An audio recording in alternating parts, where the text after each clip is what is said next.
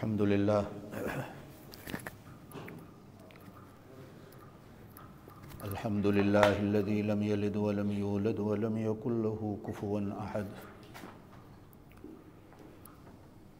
अशहदु अल्ला इलाहा इल्लल्लाहु वहदहु ला शरीक लह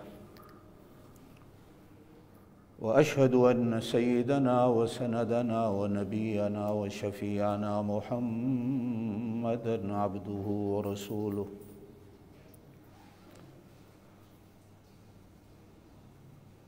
सल्लल्लाहु अलैहि व अला आलिहि व अस्हाबिहि व बारक व सल्लम तस्लीमन कसीरन कसीरा। अम्मा बअदु अऊज़ु बिल्लाहि मिनश शैतानिर रजीम। बिस्मिल्लाहिर रहमानिर रहीम। हाफ़िज़ू अलस सलवाति वस्सलातिल वुस्ता। वक़ाल अल्लाहु तआला फ़ी मक़ामिन आख़र। बिस्मिल्लाहिर रहमानिर रहीम। वल अस्र इन्नल इंसान लफ़ी ख़ुस्र इल्लल्लज़ीना आमनू व अमिलुस्सालिहाति व तवासौ बिल हक़्क़ि व तवासौ बिस्सब्र। सदक़ल्लाहुल अलियुल अज़ीम व बल्लगना रसूलुहुन नबियुल करीमुल उम्मियुल अमीन व नहनु अला ज़ालिका लमिनश शाहिदीन वश्शाकिरीन वल्हम्दुलिल्लाहि रब्बिल आलमीन। अल्लाहुम्मा सल्लि अला मुहम्मदिन व अला आलि मुहम्मदिन कमा सल्लैता अला इब्राहीम व अला आलि इब्राहीम इन्नका हमीदुम मजीद। अल्लाहुम्मा बारिक अला मुहम्मदिन व अला आलि मुहम्मदिन कमा बारकता अला इब्राहीम व अला आलि इब्राहीम इन्नका हमीदुम मजीद।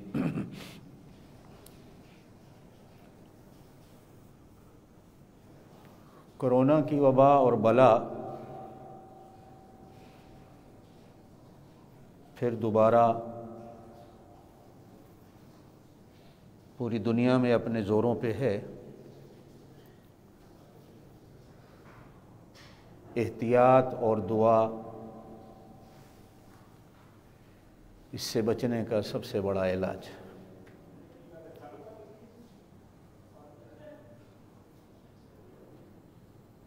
अल्लाह के रसूल सल्लल्लाहु अलैहि वसल्लम का फरमान भी है, एहतियात इलाज से भी बड़ी चीज़ है।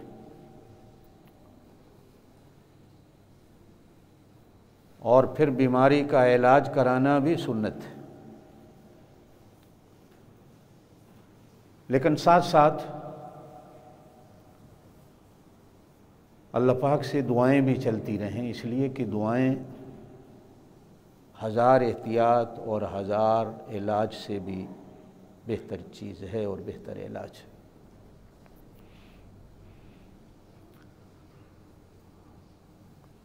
कभी कभी कहा जाता है कि दुआ तकदीर को भी मोड़ देती है।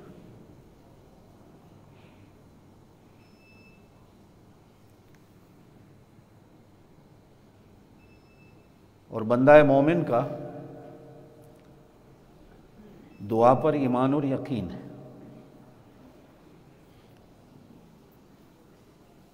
इसलिए आप हजरात, चूँकि हमने आज जल्दी जल्दी जुमा कराने हैं एहतियात के साथ और परहेज़ के साथ,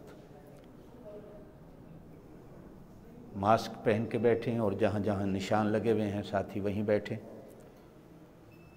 ताकि एक दूसरे से फासला भी रहे। मजबूरियां हैं, बेशक नमाज कंधे से कंधा मिला के खड़े होने का नाम होता है, सफ़ों का एक दूसरे के साथ मिलने जुलने का नाम होता है। लेकिन जब जहाँ इलाज और परहेज़ की बात आ जाती है, और फिर एक बात हमेशा याद रखना कि जिस मुल्क में रहो उस मुल्क के कानून का एहतराम करो। बीमारी है नहीं है, साजिश है क्या है, ये दुनिया के प्रोपेगंडे हैं, जो कुछ भी है, हमने जहाँ अल्लाह और उसके रसूल के कानून पे चलना है, वहाँ जिस मुल्क में रहना है उस मुल्क के कानून की भी पासदारी करनी है। नमाज पे बात चल रही थी।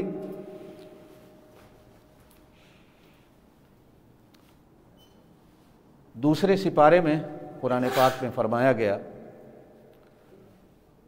नमाजों की हिफाजत करो, ख़ास तौर पर दरमियानी नमाज की हिफाजत करो। हाफिजू अलस्सलावात, नमाजों की हिफाजत करो, वस्सलातिल वुस्ता, और ख़ास तौर पर दरमियानी नमाज की हिफाजत करो। उलमाए किराम ने कुरान के इस हुक्म की रोशनी में लिखा है कि दरमियानी नमाज से मुराद असर की नमाज है। बेशक आप सल्लल्लाहु अलैहि वसल्लम खुद भी, सहाबा किराम भी सारी नमाजों का एहतिमाम करते थे, लेकिन अहादीस की रोशनी में मालूम होता है कि जितना नमाज असर का एहतिमाम होता था, ये बाकी तमाम नमाजों से बढ़ के होता था। असर जिस तरह बचपन एक ज़िंदगी है, जवानी एक ज़िंदगी है, इसी तरह हर इंसान की ज़िंदगी में एक वक्त असर भी आता है, जब आदमी की कमर झुक जाती है। कमर का झुकना, यारों का अलग हो जाना, जेब का खाली हो जाना, गोडों और जोड़ों में दर्दों का हो जाना, नज़र का ना आना, नौकरियों का ना मिलना, कि आपकी उम्र ज़्यादा हो गई है, रिटायरमेंट की उम्र हो गई है, ये सारी ज़िंदगी का वो वक्त है जिसको वक्त असर कहा जाता है। और एक हदीस में आप सल्लल्लाहु अलैहि वसल्लम ने भी इरशाद फरमाया कि जब किसी इंसान की ज़िंदगी में वक्त असर आता है, कि जब हाथ में लाठी का सहारा होता है, बाकी सारे सहारे छोड़ देते हैं, वो गोडों और जोड़ों में दर्दों के बावजूद मस्जिद का रुख करता है। तो आप सल्लल्लाहु अलैहि वसल्लम ने फरमाया, अल्लाह कहते हैं कि मुझे शर्म आती है कि ये बंदा इस हालत में भी मेरे सामने आ रहा है, बस ये आता है तो मैं इसकी सारी खताओं और सारे गुनाहों को माफ़ कर देता हूँ।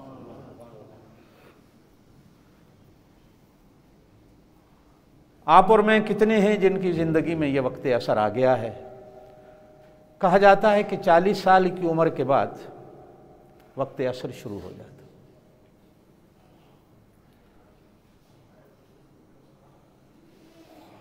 शेख सादी रहमतुल्लाह अलैह ने फ़ारसी की अपनी एक किताब में एक शेर लिखा है, चहल साल उम्र अजीज़त गुज़श्त, मिजाजे तू अजहाल तिफली न गश्त। तेरी 40 साल की उम्र गुजर गई, अभी तक तू अपने आप को नहीं बदल सका, अब तो बदल लो। 40 साल के बाद बच्चों वाला मिजाज रखना और जवानों वाला मिजाज रखना, ये अक्लमंद की निशानी नहीं।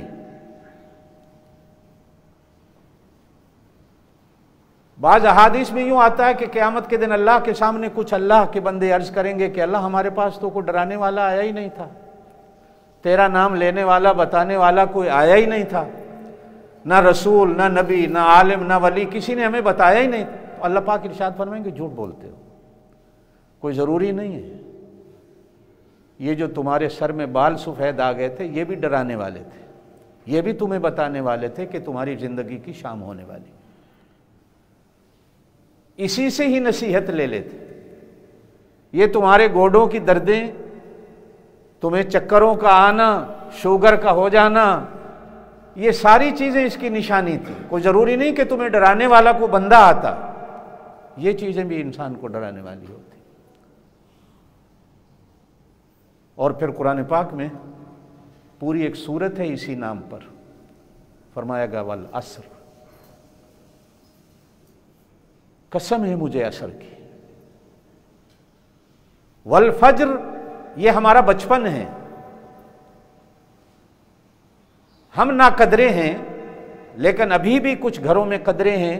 एक कदर तो ये होती है कि बच्चा घर के अंदर सबका लाडला होता है, और दूसरी कदर अच्छे घरों में होती है कि बूढ़ा घर में हो तो बूढ़ा भी घर का लाडला होता। ये हमारे दस्तूर बदल गए कि हम बच्चों से तो प्यार करने वाले हो गए, लेकिन बूढ़ों को घरों से निकालने वाले बन गए। जबकि अल्लाह के यहां बच्चे से भी ज्यादा बूढ़े का मकाम होता। शायद आप हजरात ने सुन भी रखा है, समझते भी हैं, आप साहिब ईमान हैं, कि अल्लाह पाक ने 40 साल की उम्रों के बाद नबियों के सर पर नबूवत का ताज रखा है। आप सल्लल्लाहु अलैहि वसल्लम को भी अल्लाह पाक ने, बेशक आपने फरमाया कि आदम अभी गारे में था, मैं नबी बन चुका था, लेकिन आपने ऐलान कब फरमाया? और ऐलान उसी वक्त फरमाया जब अल्लाह ने कहा ऐलान करो, या अय्युहल मुद्दस्सिर, एक कंबल ओढ़ के लेटने वाला मेरा नबी, कुम, खड़ा हो, फअंजिर, अब लोगों को डरा, व रब्बका फकब्बिर, अपने रब की बड़ाई को बयान कर, व सियाबका फतहिर, अपने तन को, अपने मन को, अपने कपड़ों को पाक कर, अब खड़ा हो, लोगों को मेरा नाम सुना। और आप सल्लल्लाहु अलैहि वसल्लम ने जब अहले मक्का को बुलाकर अल्लाह का नाम भी सुनाया है, तो मजे की बात मिलती है तारीख इस्लाम में कि आप सल्लल्लाहु अलैहि वसल्लम ने पहले मक्के वालों से पूछा है, मैंने जिंदगी का कितना अरसा तुम्हारे दरमियान रह के गुजारा है? सबने कहा 40 साल। कहा अच्छा 40 साल, तुमने मुझे कैसा पाया है? बशमूल अबू जहल के सब ने कहा, ए मोहम्मद, जोर से कह दें सल्लल्लाहु अलैहि वसल्लम, तुझसे बड़ा हमने सच्चा देखा ही कोई नहीं। फिर आपने इस बात को पक्का कराने के लिए कहा कि देखो मैं पहाड़ी पे खड़ा हूं, तुम नीचे खड़े हो, अगर मैं यूं कहूं कि इस पहाड़ के पीछे एक बहुत बड़ा दुश्मन का लश्कर है जो अभी मक्के पे हमला करने वाला है, तुम्हें नजर नहीं आ रहा, मेरी बात सुन के यकीन कर लोगे? तमाम अहले मक्का ने कहा, ए मोहम्मद, जोर से कह दें सल्लल्लाहु अलैहि वसल्लम, हमारी आंख देख भी ले, हो सकता है धोखा खा जाए, लेकिन जो कुछ तेरी जुबान से निकलेगा वो सच के सिवा कुछ नहीं निकलेगा।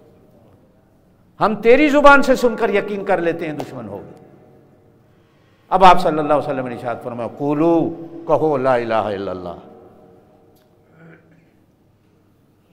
40 साल की उम्र के बाद अल्लाह ने ऐलान कराया, इसलिए कि 40 साल की उम्र जो होती है ये इंसान को एक पुख्ता समझ, अकल और फिक्र, जवानी मस्तानी होती है, बंदे से खताएं भी होती हैं, हर किसी से होती हैं, लेकिन जब 40 साल के बाद बंदा ढलता है, ये इंसान की वक्त असर जिंदगी का शुरू हो जाता, और फिर जब मगरिब आती है तो फिर बंदा कब्र में चला जाता। ये सूरज का गुरूब होना हमारी जिंदगी के सूरज के गुरूब होने के मुतरादिफ होता। फरमाया वल असर, मुझे असर की कसम।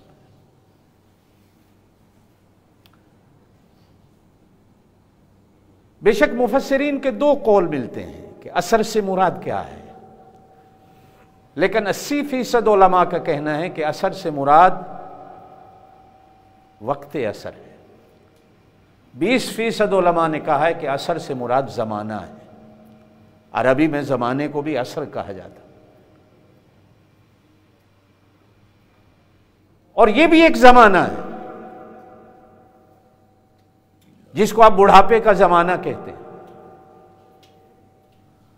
बाज़ उलमा ने कहा कि 48,000 ज़माने हैं, बाज़ उलमा ने लिखा 18,000 ज़माने हैं, किसी ने लिखा 8,000 ज़माने हैं, और हमारे पास जो 24 घंटे की जिंदगी है इसमें पता नहीं कितने ज़माने आते हैं।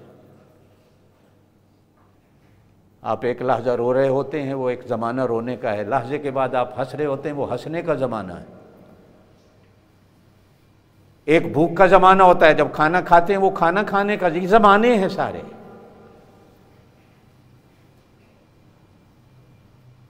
वल असर, फरमाया मुझे कसम है वक्त असर की।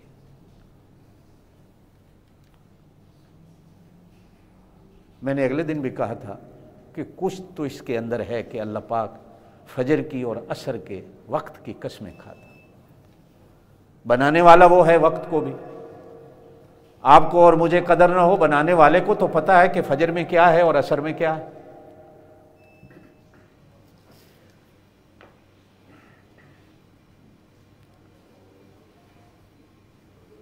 आप सल्लल्लाहु अलैहि वसल्लम पर 5 नमाजें, ये आपने भी सुन रखा है, मैंने भी पढ़ा है, सुना है उलमा से, मेराज की रात फर्ज हुई, जब आप मेराज पे तशरीफ ले गए। लेकिन अक्सर उलमा का कहना है 5 नमाजें तो बेशक मेराज में फ़र्ज हुई, लेकिन 2 नमाजें आप सल्लल्लाहु अलैहि वसल्लम को जैसे ही गारे हिरा में नबूवत मिली थी, आप सल्लल्लाहु अलैहि वसल्लम पर ज़रूरी करार दे दी गई। मेराज की रात अगर 5 नमाजें फ़र्ज हुई हैं तो क्या इससे पहले आप नमाज नहीं पढ़ते थे? नमाजें थी, लेकिन 2 वक्त की थी। उलमा ने लिखा है एक फजर के वक्त की नमाज थी और एक, कुछ उलमा ने लिखा है सूरज के गुरूब होने के बाद की नमाज थी, और अक्सर उलमा का कहना है कि सूरज के गुरूब होने से पहले की नमाज थी। सूरज के तुलू होने से पहले की नमाज को असर कहा जाता है और फजर कहा जाता है, और सूरज के गुरूब होने से पहले वाली नमाज को असर कहा जाता है। एक हदीस में आप सल्लल्लाहु अलैहि वसल्लम ने इरशाद फरमाया, साथ ही दूर दूर होके बैठे, जहां निशान लगे हुए हैं वहां बैठे, मिलजुल के ना बैठे, मास्क के बगैर कोई भी ना बैठे। एक हदीस में आप सल्लल्लाहु अलैहि वसल्लम ने यूं फरमाया कि जब भी कोई कलमा पढ़ने वाला इंतकाल करता है, उसकी मौत होती है, गुस्ल, कफन और नमाज जनाजा के बाद जब उसको कब्र में रखा जाता है, हमने भी जाना है, दुआ किया करें अल्लाह ईमान पर मौत दे दे और अल्लाह कब्र भी नसीब कर दे। कब्र भी नसीब वालों को मिलती है भाई। फिर कब्र में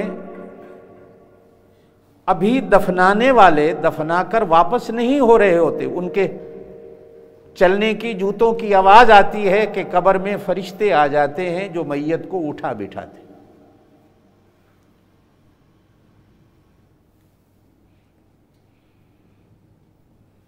और बंदा उठ बैठता है।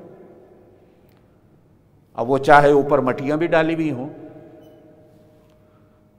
पत्थरों की सिलें भी ऊपर रखी हुई हों, जैसे हम माँ के पेट में हिलते जुलते रहते हैं, उठ बैठते भी हैं, लेटते भी हैं, सब कुछ करते हैं, इसी तरह कब्र का भी एक पेट है। अल्लाह पाक कादिर मुतलक है, वो मटियों को परे करके बंदे को उठा बिठाता है। अल्लाह के लिए क्या मुश्किल है? जिस अल्लाह ने हमें पानी के एक नापाक कतरे से पहले पैदा कर दिया है, अब तो हम बने बनाए थे, कब्र में आ गए, अब अल्लाह पाक के लिए क्या मुश्किल है कि हमें जिंदा करके उठा के बिठा दे।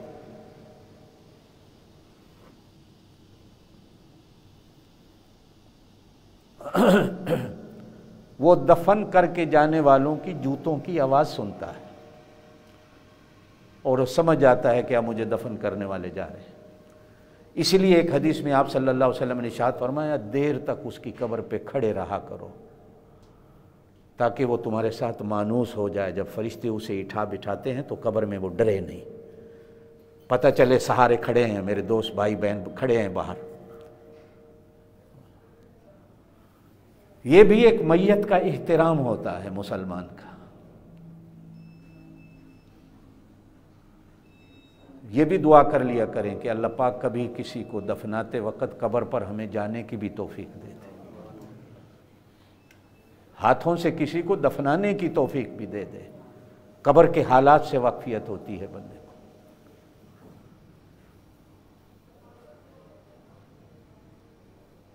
हम तो इतने डरे हुए होते हैं कि दफनाते वक़्त को हाथ लगाने को तैयार नहीं होता,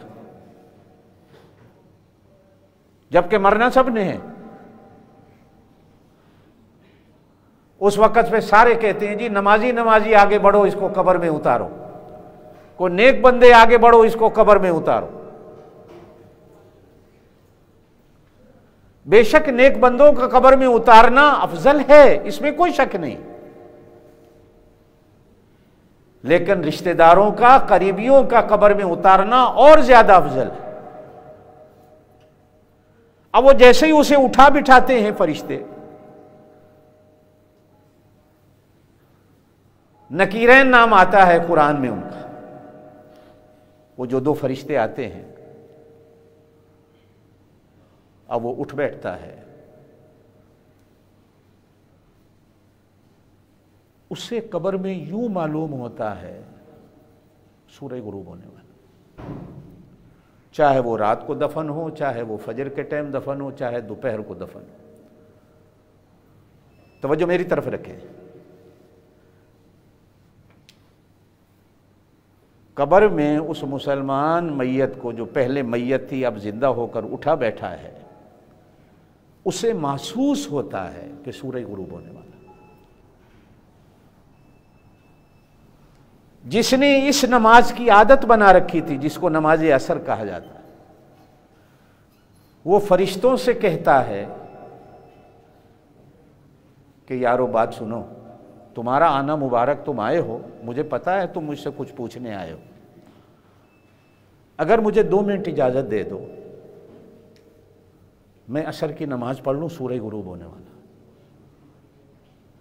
फिर तुम्हारे सवालों का जवाब देता हूं।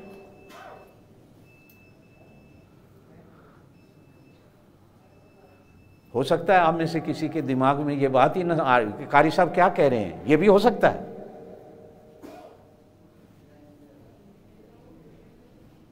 किताबें, तारीखें भरी पड़ी हैं इन वाकयात से, और ये तो आमतौर पर आपने सुन रखा है कि कितने सहाबा ऐसे थे शहादत से पहले दुश्मनों के नरगे में गए, तो जब वो कत्ल करने लगे, शहीद करने लगे, तो कहा यार मुझे 2 रकात पढ़ने दो, फिर मुझे मार देना। मौत सर पे है, नंगी तलवार सामने है, लेकिन नमाज,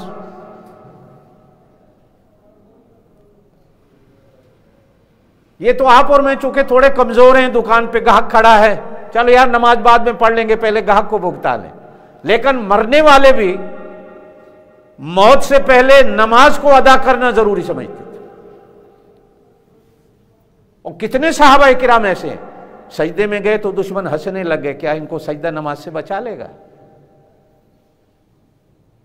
और कईयों को बचा भी लिया गया और कईयों को सूली पे भी चढ़ा दिया गया।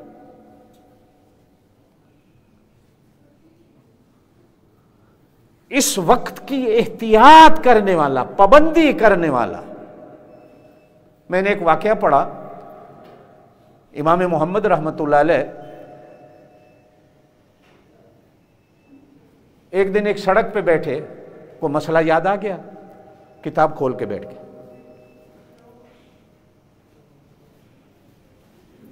पास से एक बारात गुजर गई, नजर उठा के देखा भी नहीं, तवज्जो ही नहीं गई, ध्यान ही नहीं गया, ख्याल ही नहीं गया, बारात चली गई। थोड़ी देर के बाद को बाराती पीछे रह गया था, वो वहां से गुजरा, तो उसने कहा मौलवी साहब यहां से को आपने बारात जाती देखी?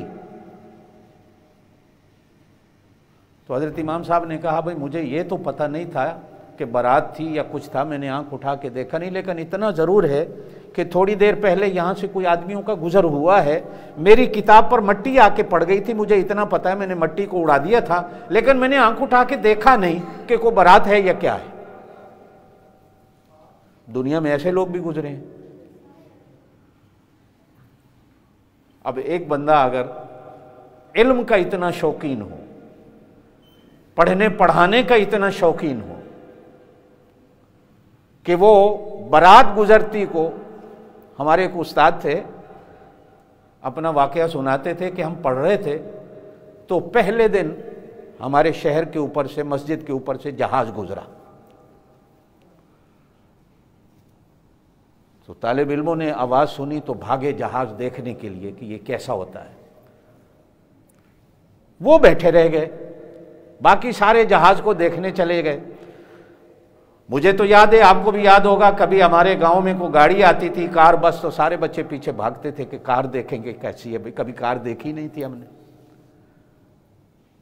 ये देहातों में बच्चों की आदत होती। अब वो सारे जब जहाज देखकर वापस आए तो उनको आकर कहा यार नई चीज दुनिया में आई है, आप देखने ही नहीं निकले हो। कहा यार मैं घर से पढ़ने आया हूँ, मैं को जहाज़ देखने थोड़ा आया था। ये तो तुम तो बेवकूफ़ हो, जहाज़ देखने आए हो या किताबें पढ़ने आए हो, या इल्म हासिल करने आए हो, जहाज़ देखने आए हो। अब उस्तादों ने खुश होकर उस तालिब इल्म को दुआ दी कि देखो ये भी एक तालिब इल्म है जो जहाज़ देखने भी नहीं गया। हालांकि नई चीज देखना ये कोई गुनाह नहीं था, या जो देखने गए थे उन्होंने गुनाह कर लिया। साइंस की एक इजाद है, अल्लाह की एक कुदरत है, ठीक है, देखना कौन सा गुनाह है।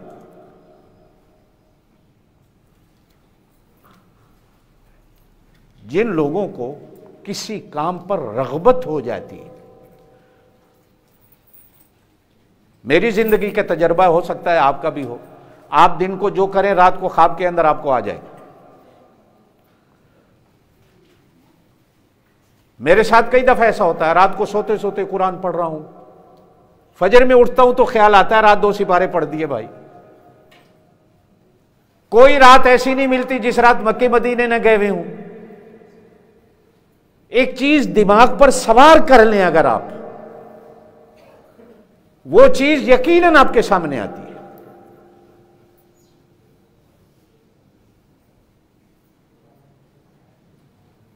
एक आदमी अपने ऊपर नमाज असर को लागू कर लेता है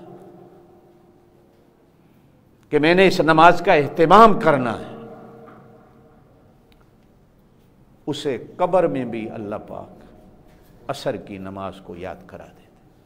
और फिर वो फरिश्ते सुनकर एक दूसरे को कहते हैं आपस में दोनों, ये तो पहले ही पास है, ये तो पहले ही कामयाब है, अब इससे पूछना क्या है।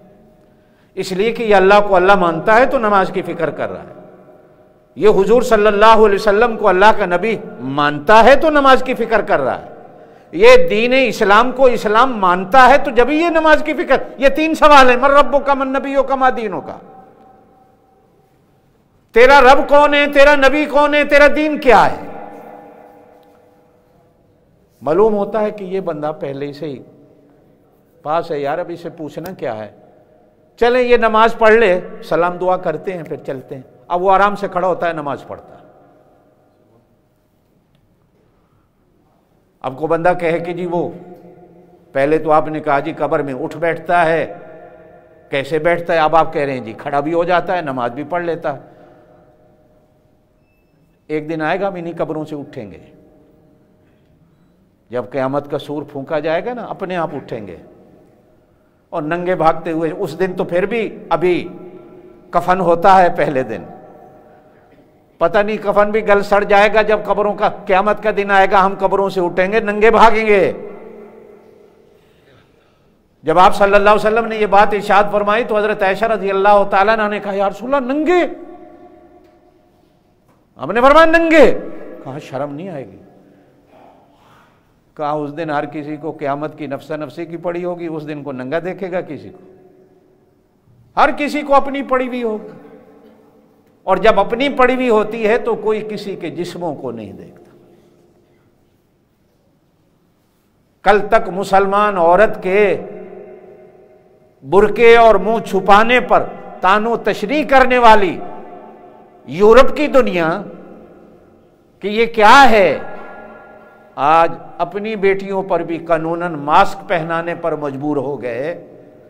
कानून पे कानून बनते जा रहे हैं कि मास्क नहीं पहनोगे तो इतना जुर्माना हो जाएगा। हर मुल्क में कानून बन गया। ये क्या है? जब सर पे आती है ना, जब नफ्सा नफ्सी आती है तो फिर आदमी हर वो काम करता है जो कभी नहीं किया होता।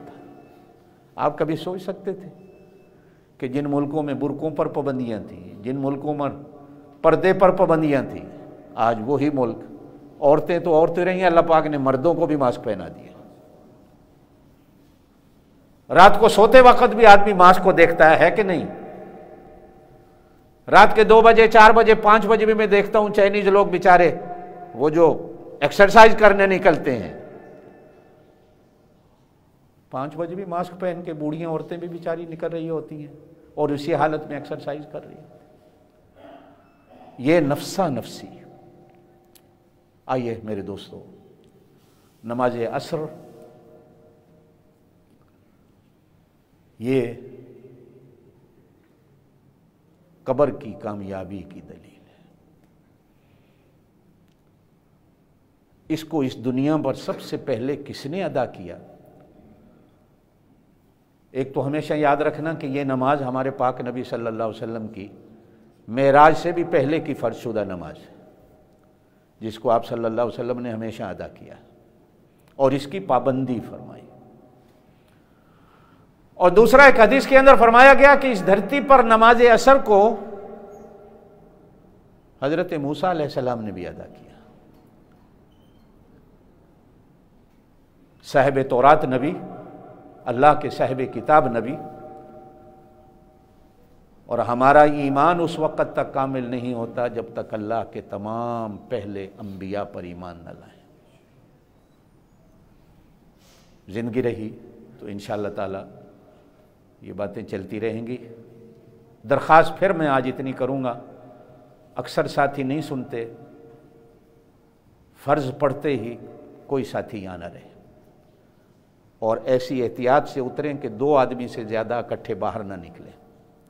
आपको पता है कानून है, $10,000 का जुर्माना है। एहतियात करें, जिस मुल्क में रहना है उस मुल्क के कानून का एहतराम करें, और ये बला, ये वबा जो सारी दुनिया के इंसानों के पीछे पड़ गई है, दुआ भी करें, एहतियात भी करें कि अल्लाह पाक सारी दुनिया के इंसानों को इस बला से निजात नसीब फरमाए। सुबहान रब्बिक रब्बिल इज़्ज़ति अम्मा यसिफून व सलामुन अलल मुरसलीन वल्हम्दुलिल्लाहि रब्बिल आलमीन। बेटा जल्दी अज़ान कह दो। अल्लाहु अकबर, अल्लाहु अकबर, अल्लाहु अकबर, अल्लाहु अकबर। अशहदु अन ला इलाहा इल्लल्लाह, अशहदु अन